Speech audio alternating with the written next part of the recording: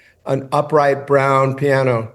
And Jon, was like, well, I want to write a working class heroes type song about a couple who's down and out and they're like trying to, make ends meet and all that. And, in the years previously, when I had a girlfriend, when I still had girlfriends, I lived with one of the members of Desmond Child and Rouge, Maria Vidal, and she worked in a diner that had singing waitresses and waiters because they didn't want to give out their real names. Her waitress name was Gina Velvet. We lived in a tiny little apartment, and I was staying home just writing songs. You were a cab driver too, weren't you? Cab driver. I worked at a Xerox store near NYU and a sporting goods store called Sport House. We were trying to make ends meet, and we were forming, Desmond Child and Rouge. So I always loved that beautiful song, The Hungry Years. I miss the hungry years, the ones. And those were the hungry years. And the most fun, the biggest laughs. It was like we had nothing, and we just worked so hard that we finally made it. We got signed by Capitol Records and all that. Because my original name is Johnny, I suggested Johnny and Gina. And, I wasn't thinking about anything. And Jon said, well, I can't sing Johnny. That's my name. People think I'll sing about myself. Oh, yeah, that's dumb. So we're like sitting there and it was like Johnny, Donnie, Tommy. What about Tommy? Tommy and Gina. And that's how Tommy and Gina were born.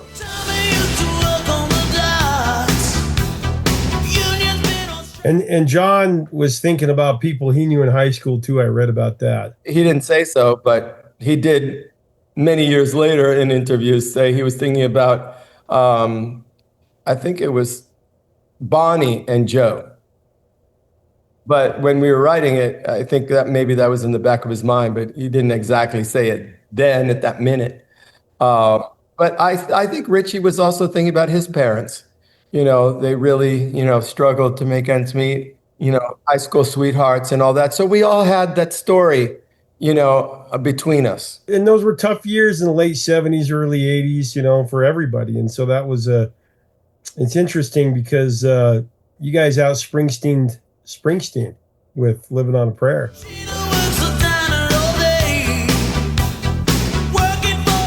Well, it's funny because I got to meet Springsteen once, like 10 years ago. We were at this, I had gone to an event, Sunset Marquee in LA, and, he was standing, in the courtyard where the pool was there. And, I walk up and I introduced myself and he said, he was very gracious. And I said, hey man, thank you for writing all of my hits. I said to him. He had a good laugh on that. Because really, it had the flavor of Because the Night. Living on a Prayer is very much a musical descendant of I Was Made for Loving You. You said that Paul Stanley taught you how to write stadium anthems. I read that.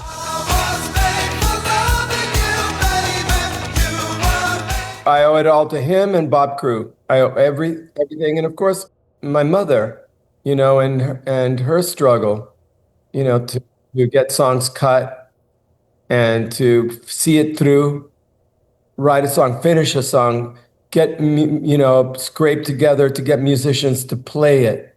I lived it, growing up.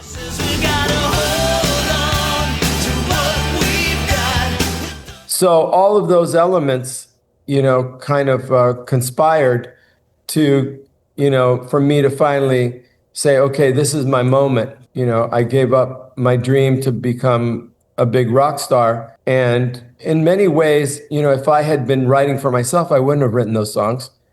I co-wrote those songs with the people that I was writing for, with telling their story, the things they wanted to sing about. So it's a very varied group, but I brought my flair to it, I think.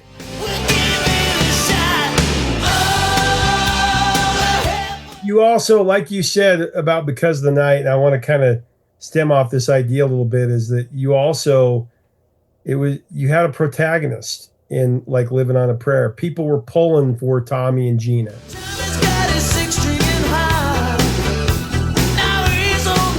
And it's a song that even today, That's when you know you've written a great song. It's timeless, where people today cling to that song and say, we're halfway there. The faith in the that we're gonna win. We're gonna beat this thing. Even though times are tough, lost my job or what have you, you've created, like you said, the song, you become part of the song. And that's what people have become with Living on a Prayer. It's always going to be that song.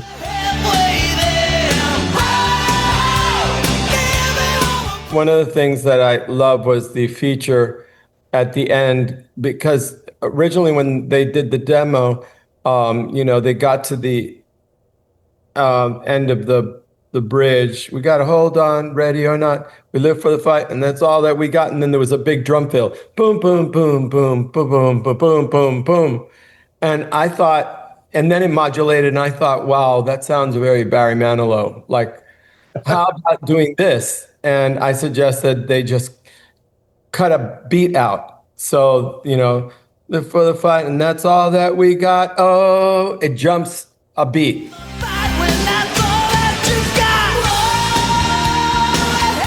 And just that moment is so exciting live. That's when everybody just like goes crazy.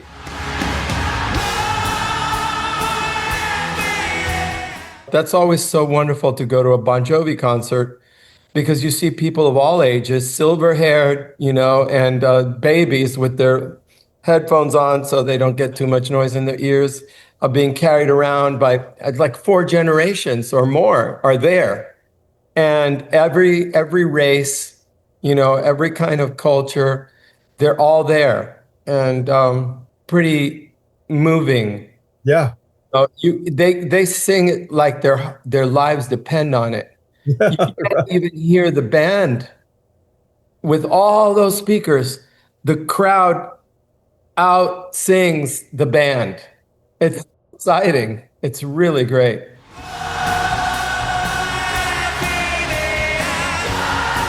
So Talk Box, when did that come about?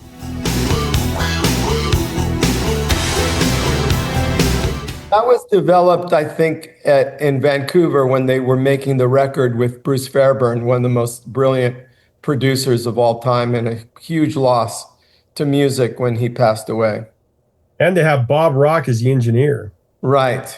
2 of them. Wow. Yeah. I was there a couple times with both bands, Aerosmith and Bon Jovi, writing lyrics in the kind of lounge, and they'd be like, cutting tracks, and then, John would be like coming in and out, and we'd be, kind of refining the lyrics to the last minute.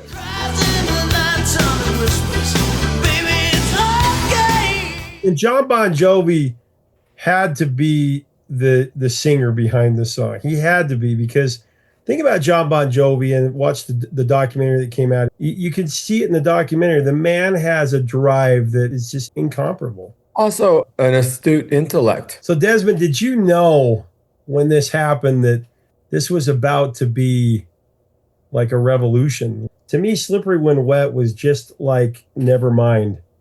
It was a mind-blowing album for that moment in time. Changed the course of popular music and of rock music forever.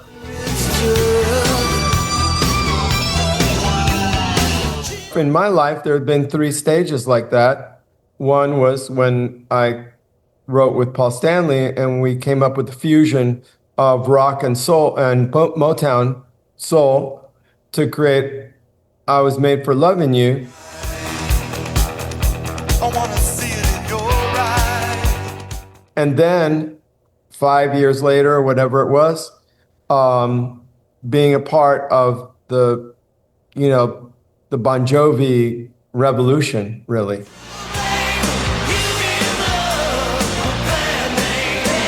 Because one of the things, and somebody had explained this to me, every generation has somebody. Like there was, let's say, Al Jolson, right? Right. And then there was Frank Sinatra, let's say. I think there was people in between, but Frank Sinatra, who just couldn't walk down the street, right? And then came Elvis Presley, and then from there came the Beatles.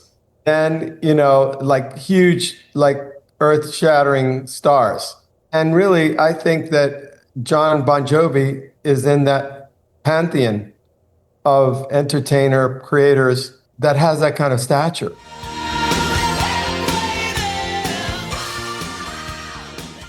Bad Medicine. I just want to ask the question as a follow-up after having two massive #1 hits with Bon Jovi with Slippery When Wet. Did you feel the pressure of the next time you wrote with him? I think they felt more pressure than I did, and they actually, you know, spent a lot of time writing songs without me, hoping that they didn't need me anymore. You know, because people are saying, well, who's Desmond Child? And, you know, da da da da. And I don't think, you know, I don't think they liked that. And so, but in the end, they brought me back and we wrote a couple cool songs like Bad Medicine.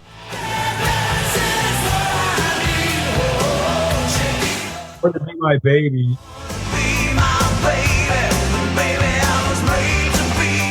But we also wrote We All Sleep Alone that John thought was a chick song. So we gave it to Cher and she made the hit. We all sleep alone.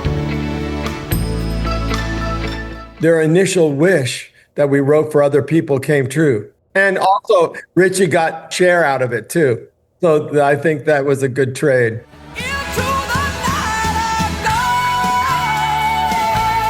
Man, Slippery When Wet was so big. It was a soundtrack of my life when I was a kid in the 80s for a year. From wrestling on the trampoline to, you know, getting raised in hell in the neighborhood, whatever it was. My dad used to call him Ron Bovey. Hey, turn down that Ron Bovey. It's so funny. I guess he never took to it. But man, what a great story. We got more coming from Desmond in the future. Make sure to check out his new projects. Such a prolific writer. He's got a lot of great projects coming up. And make sure to subscribe to our channel if you want to be a part of this Music History Daily. We got some great interviews coming up. Till next time, 3 chords and the truth, my friends.